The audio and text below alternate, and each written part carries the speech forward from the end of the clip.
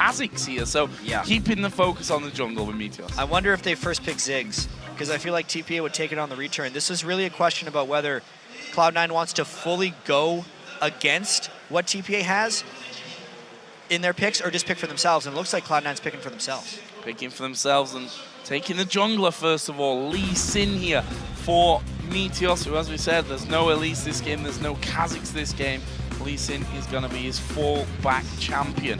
For TPA now, what do they go with? We see a few switches around. Morgana, let's touch on that, even though it's not locked in here, because that is another big one. Lemon Nation has, of course, played a hell of a lot of Morgana.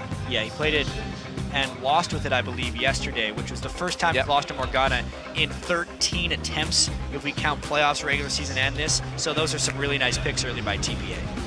So that will be locked in. And LeBlanc is taken as well, so blind picking the mid lane. What do we think to that?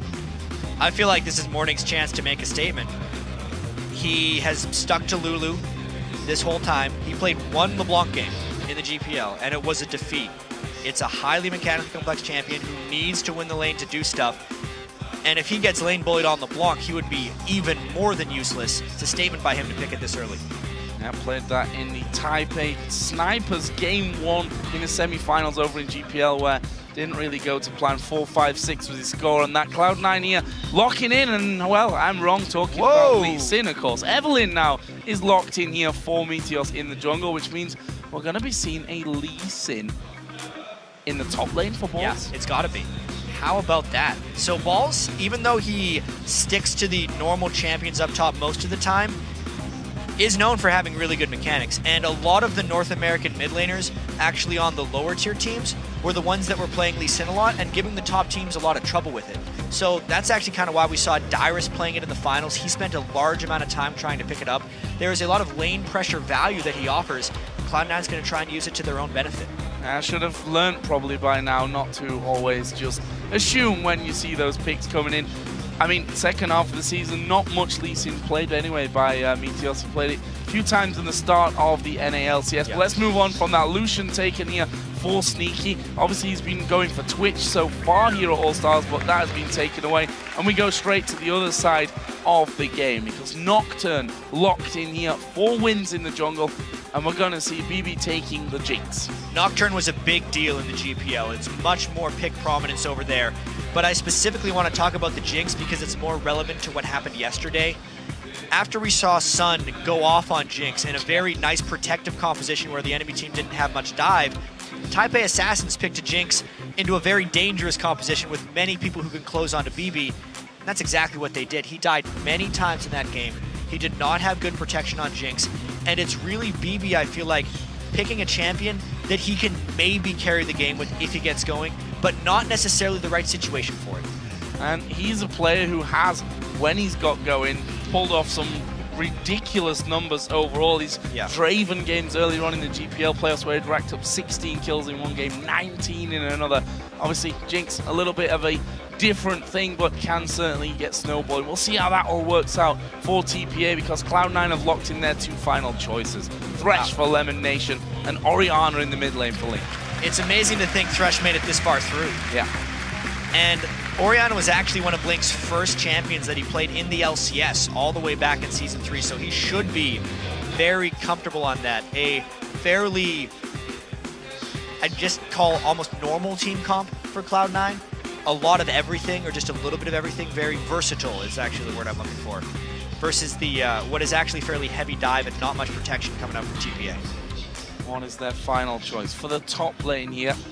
A role which has failed to impress us, I think, so far from TPA's side of things. I think that's fair to say. It's going to be Renekton in this one, and you know, Renekton where you're going to be thinking about having that bullying early to mid game and hoping to scale well into later things. But as we said before, we've not been super impressed with performance throughout the game, really, from TPA on that front. Now, Achi has not performed in the games. It's really been about their solo lanes not doing well and BB not being good enough to carry, or just the other teams being too good to let that go and just taking the 5,000 or so gold advantage they get from the solo lanes and steamrolling through the rest of the game. TPA actually hasn't gone much different on that. Things are very reliant on the solo lanes with this team composition, so we'll see if they can improve against Cloud9. Some big questions to be answered in this one. Cloud9, of course, a win and a loss under their belt. A close win against Fnatic. Their loss wasn't really all that close, unfortunately for them. Obviously, SKT sweeping them to the side. For TPA, this is pretty much do or die. I mean, people are already looking forward to TPA versus Fnatic later on, but those kind of things could be decided before. We're going to find out, and of course the teams are now loading onto the Rift, so why don't you guys let us know who you think are going to win this game. Send your pick to @LOL Esports and use the hashtag C9 win or TPA win. And it's so important because we're coming into the second day of group stage here. This game really secures Cloud9 advancing out of group stage if they win. If they lose, there's a very large risk that that 1-3 record would lead them either into a 3-way tie or not making it at all. We are in Europe, guys, I'm just saying, so ties are a very real possibility. That's where the All-Stars are. We're going to find out here. We are going into game. It's Cloud9 versus TPA. Who's going to get the early start? Again, I'm going to harp on about early aggression. That last game was a bit of an exception. It was just a bit of dancing and faker dodging, which funnily enough turned out to be very indicative of how the game was to go on in the end. Will we see any aggression here from Cloud9 and TPA, a team that aren't scared to get dug in at level 1? TPA had a ridiculous level 1 in their game yesterday against OMG where they came out on top. It didn't grant them a victory, but it did grant them an early advantage. The GPL was all about level 1, so if we're looking for level 1 experience, it's all on TPA's side. And again, they must have been watching the last game. Dancing in the mid lane between Sneaky and Warning. No bombs to dodge or to catch, which is also a very real possibility when that happens. TPA have got a 3-man team down on the bottom side. From Cloud9's side, it's a little bit more spread out, let's call it. A full line defense covering all the main entries into the jungle on both sides of the map. And there is the vote. 84% of you thinking that Cloud9 are going to take down TPA, which is bigger by a considerable amount than it was with the LOLesports.com vote that we heard a little bit earlier from the analyst desk. So, TPA stacking up here by their red buff. Looks like there's not going to be much of an invade, and if so, it's going to come very, very late here from TPA. Yeah, we might actually see that game without a level 1. I'm very surprised that it's such a one-sided vote for Cloud9. Obviously, it's probably a heavily American or Cloud9 fan base voting for this particular broadcast because knowing Cloud9 coming into the tournament without high, hopes were not high for Cloud9. And I did that completely unintentionally, Joe, I swear to God. And TPA, with the championship of the GPL, actually came into this with an even stronger roster than they had during the season. The acquisition of wins from their sister team TPS was hailed as one of the best transactions that any GPL team has made in years, and it hasn't shown through so far in the All-Stars. There's always time to shine while there's still games left to play as Lemon Nation here, being very aggressive onto Jay. You've always got to be very mindful of those bindings. Lemon Nation, of course, went for the Flay here at level 1. We saw that just a couple of seconds ago. We'll see how this all works out. Again, we see back to our old standard. Another game. 2 versus 2 in the bottom lane, 1v1 in the other lanes. I'm liking it, especially at All-Star, where there's so many players that are just best in role for their region. BB, as far as AD carry is concerned, is just the legend from Season 2, still the last remaining member from that championship team, captain and carry for TPA, against Sneaky, who, by the way, had the best KDA in the North American LCS, really best stats overall as far as AD carries are concerned. That's going to be one hell of a matchup down bottom. And here we see Meteos. He was the key target for TPA. There's the hook onto Jay. This is trouble. They're going to go for Bibi, though. He flashes away. Now they go towards Jay. They've not got much CC to lock him up, but they'll force the flash nonetheless. Both flashes used by TPA and the heal from Bibi. That is a huge move right there. Cloud9 burn absolutely nothing. So they will have a huge advantage in that game now, sending them both back to base as well. Next time a hook lands, it could very well be death. So this top lane, Balls, had a very tough game yesterday against SKT, a game that he'll probably want to just forget, to be honest with you. So far, having a bit of a hard time being bullied around, but you can see keeping up with the CS on that front nonetheless. Yeah, Lee Sin actually isn't a guy who can take on Renekton crazy early on in the game. He's mainly looking at Lee Sin so he can be more of a late-game assassin. He can teleport into fights and really jump around and punish squishies early, plus become a late-game split-pushing threat once he gets a whole bunch of lifesteal to outlast the tank Renekton who can't burst people down. That's the strategy of the Lee Sin pick there. Oh, a hook coming through there. Nocturne had actually just shown himself. That's the first, I'm not sure if we can really call it gank from Wins. He just walked into the lane there, was spotted early enough from it, and we can see the Meteors actually replying to this one, just moving down again towards the bottom side of the map. And an interesting choice by Wins there, going Spirit Stone. Oh, nice binding by Lemon Nation. That's a lot of damage. Good combo coming in, wasn't enough in the end. There is the hook actually coming down, but they've got no follow-up here, Cloud9. We saw Meteors had already backed away on towards his Golem camp. And to finish the point on Wins' item choices, this is the slightly nerfed Spirit Stone, where there's a name for this, the Wriggles Lantern, Feral Flare. There you go. It would be the nerf Feral Flare if he would have went that route where it takes 30 stacks to transform. Pretty much everyone was building that on Nocturne. He is most likely going for a Spirit of the Elder Lizard, a much older Nocturne build that he's going to be more comfortable with, because as we said earlier, the GPL had a lot more Nocturne picks than the other regions, and that's what he would have been using when it was popular. Doesn't see the need to change over to the Feral Flare. See that Balls has gone back. We saw him recalling a few moments ago. Has picked himself up a second Doran's Blade in there as well. Wow, that's a max range hook onto Bebe. The Black Shield came down just a little bit afterwards. The CC wouldn't have followed through anyway, but Cloud9 on Lemon Nation in particular, can't fault him for his hooks up until now. One of the results, though, of BB going back very early in the lane is he's actually got an item edge on Sneaky. Until Sneaky shops and gets a BF sword, they actually can't capitalize on those burned summoner spells. By the time Sneaky ends up shopping, the summoner spells may be back, actually. Very, very possible from that one. He does have a big CS lead, though, does he? 39 to 23. Just watching this mid lane there, we saw a lot of damage coming through already from Link on towards Morning. If you look at the items, Link has been back, and there's actually the clone being popped. And Link, Flash, Ignite still available, same over the other side. We'll see if any more aggressive action. I can't imagine that will come out of Link. I think harassment and farming is the name of the game for him. He's not a typically aggressive player, but at the same time, you do want him to try and take advantage of Morning a little bit. He's down about 10 CS. Getting the LeBlanc clone shows he's been getting a lot of harass on him, but that harass hasn't actually led yet to a farm advantage. Maybe once he gets a little bit more ability power after that Chalice and starts building up to the Athenes, we'll see more of that, but it's going to be tricky for Link. Oh, Sneaky taking a lot of damage. Actually has to just dash away from the Dark Binding. And that's the danger that you've got with Jinx Morgana in there. You've got the chain to really put down. Once you land that binding, you put the chompers in position. You've got a lot of time for basically free damage.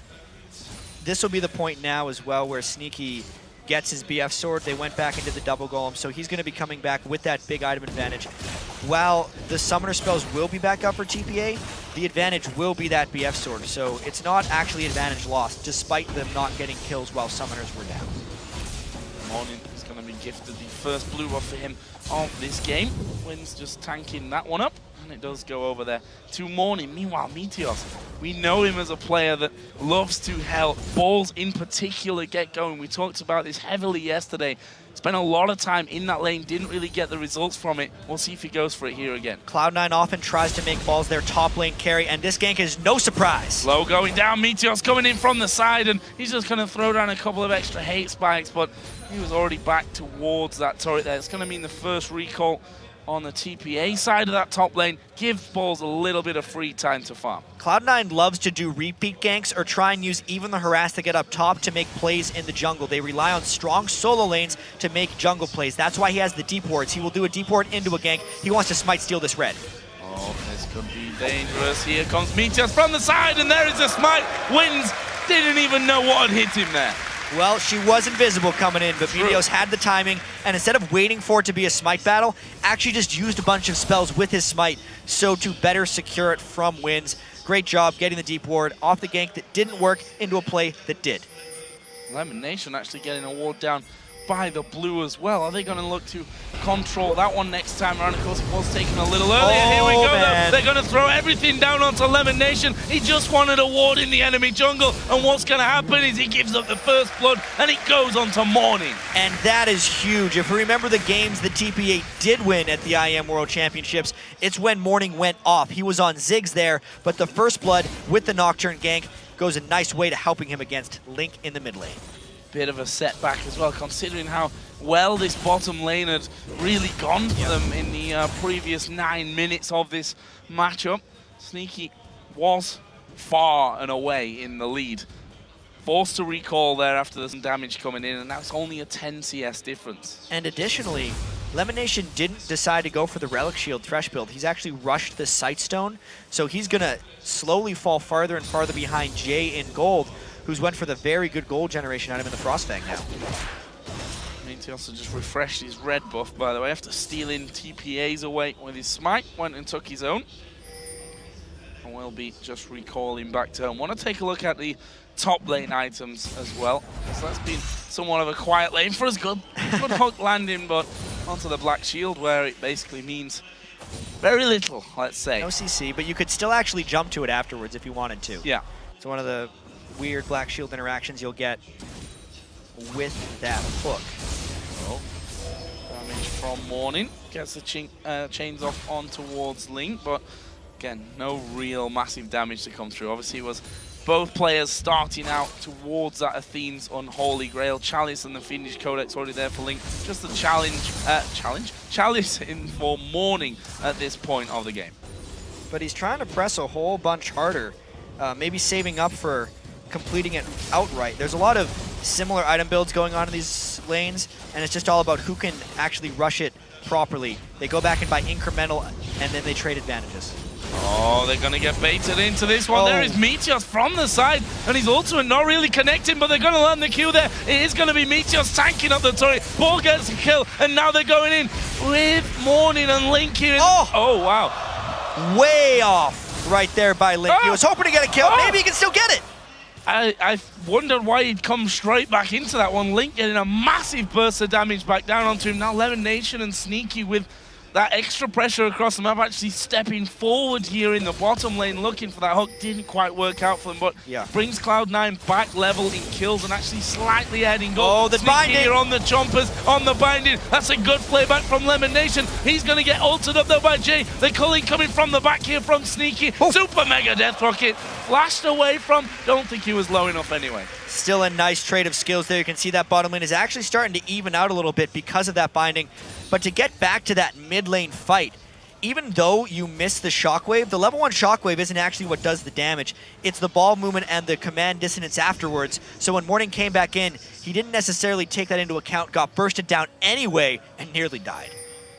Would have been a bad turn of events really for TPA, considering that Morning did get himself that first blood. The farm in that mid lane is very much even as well at 100 to 95. This top lane, once again, who would have thought it? Meteor's coming back into the top to try and give balls even more of a lead. Another gank. I'd almost expect Wins to spend more time up top, but they're really leaving Achi completely on his own.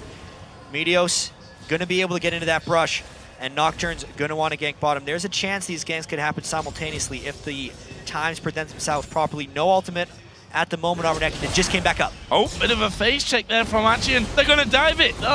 Q landing here from Ball. That's all they wanted. Ultimate use there, and maybe that's all they wanted to bait out for him. That leaves him squishy here by the time it's run out. But look at this TPA. They see Meteos in the top lane. They say, it's Dragon time. Yeah, they're really thinking about it. His ult was still running when they started this dive. This is real dangerous. It is dangerous, but I think they're going to come out of it. All right, a flash was used there in the end. There is a Dragon going down, so they trade kill for Dragon here. Super mega death rocket coming across the map. It could be good. It could be good. Oh, so close to Balls. So very close to getting the kill. Nice shot, I gotta say, from BB, but it wasn't quite enough. The extra shielding of Lee Sin right at the end there was a bit too much. That's very much Cloud9, what they just did there. Willing to consistently gank top, so eventually they force the other jungler to do the same, and that's when Meteos tries to take advantage of him. They did get the dragon, which means the gold is still incredibly close, but we have to see how Balls can deal with that advantage. Haven't seen him much on Lee Sin. Morning actually just having a look for Lemon Nation there, just gets back off towards his distortion. Here's a blue buff spawning in. Link, of course, will be gifted that one. I'm interested to see whether Meteor's going to go to the enemy red, which of course he did steal on the last time around, and back to this top lane. Both players actually getting that Tiamat in. The only item difference between them, funnily enough, that single Doran's Blade. Yeah, I mean, it's an 800 gold advantage, which can't buy too many items at this point in the game. Morning throwing his entire combo in there, and Link's like, nah, you can't burst me down just yet, my friend. Oh, and what? Just again camp into that top lane, camping very, very hard. And Sneaky gonna step forward, actually dodging the Dark Binding. Gonna get some good damage on towards Bebe here as well. Jay, of course, a little bit tankier, can afford to take a couple of those hits. There's actually no one coming down to help. Nocturne's based here, so won't be in position to actually dive in with the paranoia if he needs to help. Meanwhile, Link again gonna be facing some pressure from Morn. He's surviving a lot of those trades and still coming out pretty even on farm.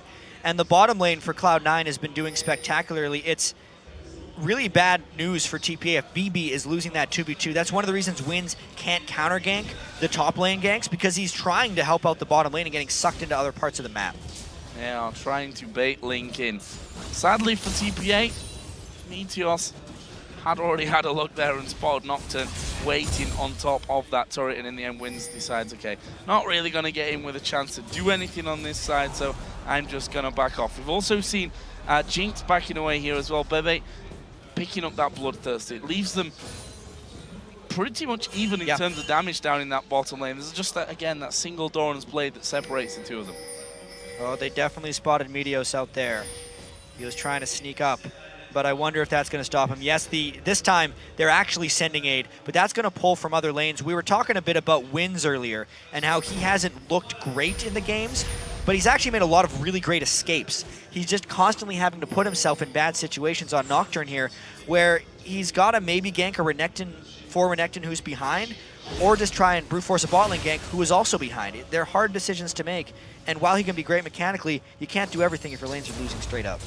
Lemon Nation getting a bit separated here from Sneaky. If you think back to the 2v2 matchup in the bottom lane yesterday, actually that was a result of or the start of a kill actually for SKT when they managed to separate Lemon Nation away from Sneaky. This time around, Sneaky down to half HP Bloodthirster, as I said before, so not going to have too much of a problem with getting himself back to a healthy position. 152 to 115. That has the potential to get a little bit out of hand late game. Luckily though, if you actually consider the overall gold of the lane, with Jay having that Frostfang, which has actually accumulated him nearly 500 gold, he's substantially ahead of Lemon Nation, and it could end up evening out.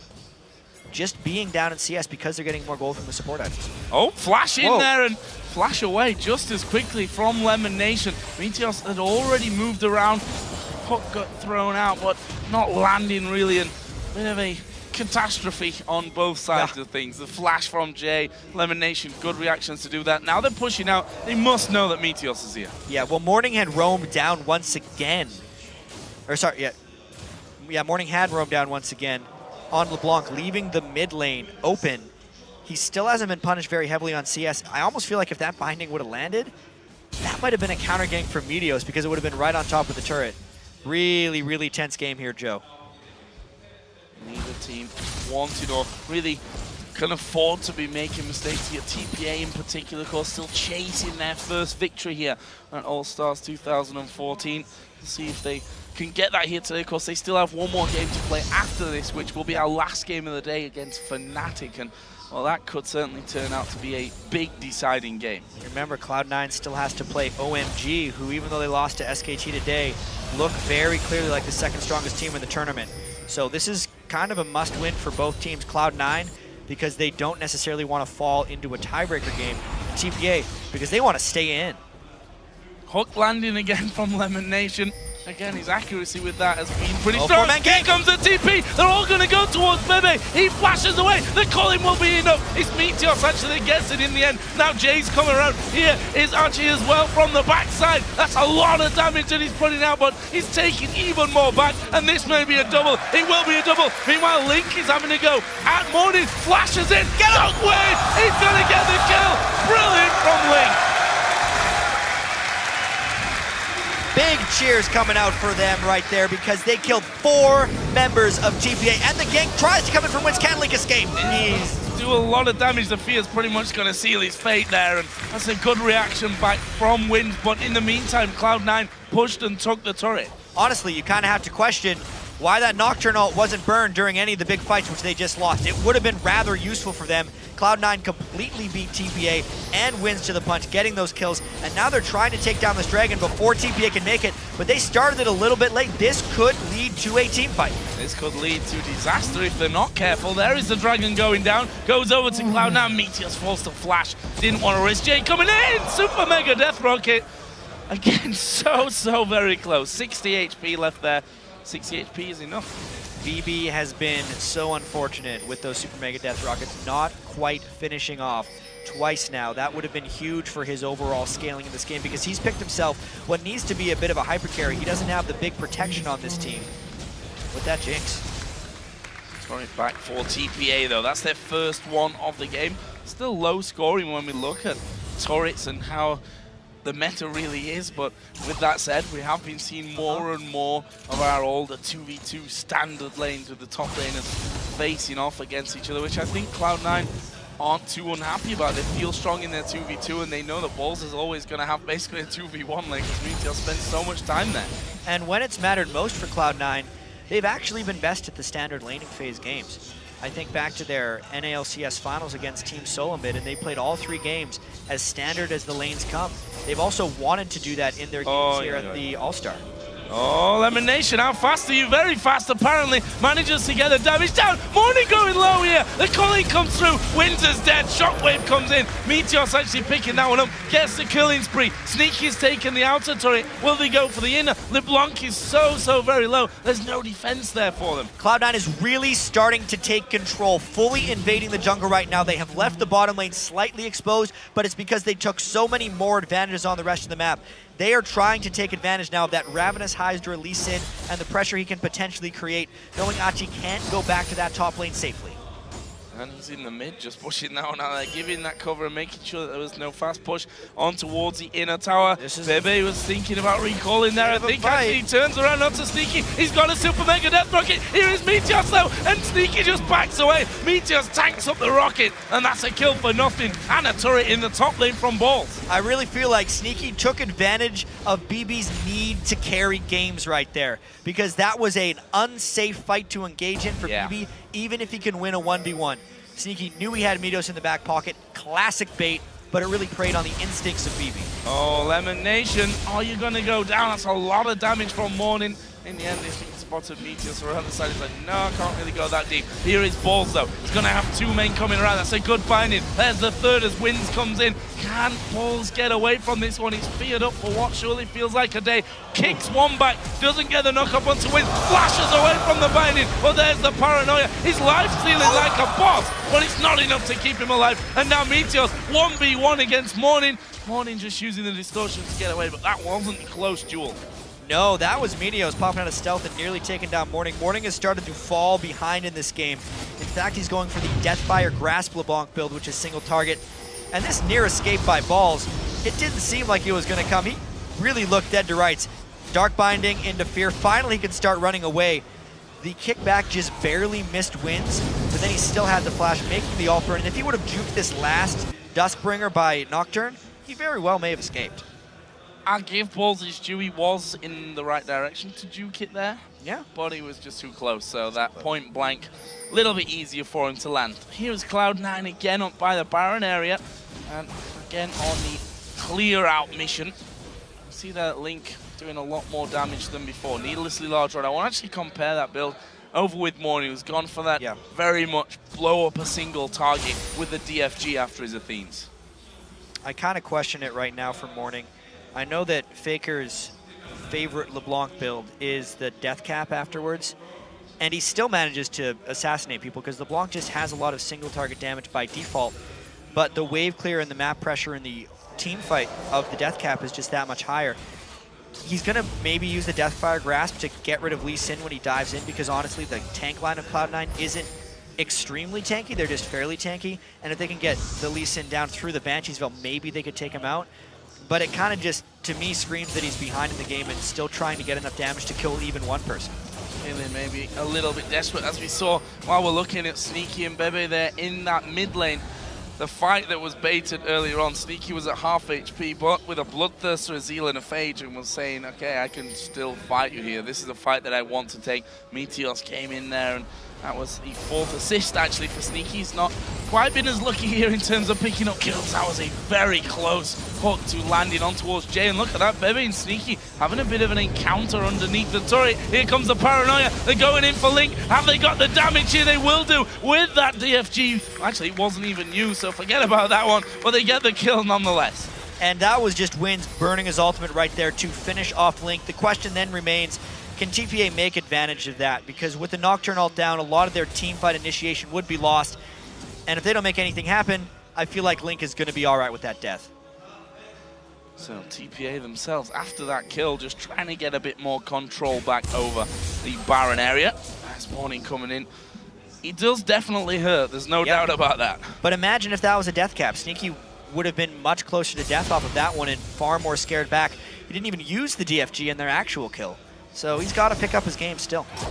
Certainly have to press those actives if you're going to go that route, that's for sure. Sneaky just backed away after taking that damage and comes back off towards the lane. Balls, as he said before, the Banshee's Veil now in their form as well, which is going to prevent either the first binding coming in, whatever the CC that could be landed from around a part of the burst from morning as well, which will completely break his combo. In the meantime, with Balls putting down all this pressure in the enemy jungle, they've basically just snuck straight in there and they're taking the dragon. And I also think the death cap that's been completed by Link will be something that Cloud9 uses to force more of the game here. When they play these solo lanes, they're actually pretty good at taking the game to late game, or they have been. But that's when they have a Jax in the top lane. With the Lee Sin in the top lane right here, they're actually on a bit more of a timer. They're not going to win by as much because Morning will eventually get to a point where he just kind of kills Sneaky. I want to see how Cloud9 can make decisive moves now to win the game and not just know that they're going to be better late game. I want to mention the second item finished for Bebe, picking up the Last Whisper, that's the name of it, almost forgot somehow for a second there, on top of his Bloodthirster. Other side, of course, earlier on, definitely the Trinity Force was finished by Sneaky as his second item coming into this one. If you look at the junglers as well, very similar, in fact, almost identical build routes at this point. There's a hook coming through. It's going to force them away from the tower. Good leash coming in down towards Lemon Nation. Meteor's going to take a bit of burst, but it's Jay that they really want from this one. Here comes Wins diving to the back. The Colin is ripping him to pieces. Wins is super low. Balls goes in. He's Aoki that's coming in from the back, though, and Sneaky's trying to run away. He's on his own, completely isolated. The rest of the team is low. Link is going down very low. Gets the kill as he dies as well. The flash on towards Morning, and that will be a 4-for-2 for Cloud9. And that was a little bit messy. TPA always seems to be so close to winning these team fights in all of their games, and then because they've lost and made some mistakes early on, they just don't have the gold and the strength to actually win them. This gives Cloud9 the inhibitor. Inhib going down, the first one of the game. Good push through from that one, and I want to go back to the point that you just made, that they've looked close each time. I'll make my point in a second because he's not fighting. I mean, look exactly how close this one is. Lemon Nation got killed, and they get a reset for BB, so he can fly into the fight here with all the ultimates being used. And when Renekton came in, it looked like this fight was going to be turned, but they just didn't have the straight-up strength. BB couldn't quite finish off Balls.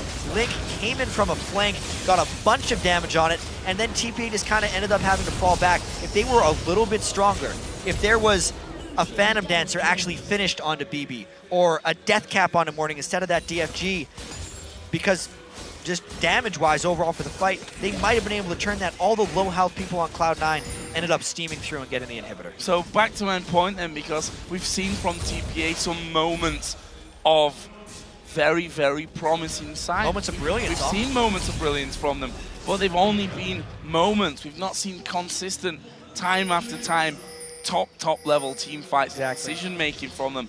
And you've got to feel that that's going to be costing them, or has cost them already in the games that they lost. Yeah, inconsistency is unacceptable on a stage such as this with so many great teams around. Your mistakes will get punished. Maybe that's one of the big reasons their semifinals against TPS went to all 5 games.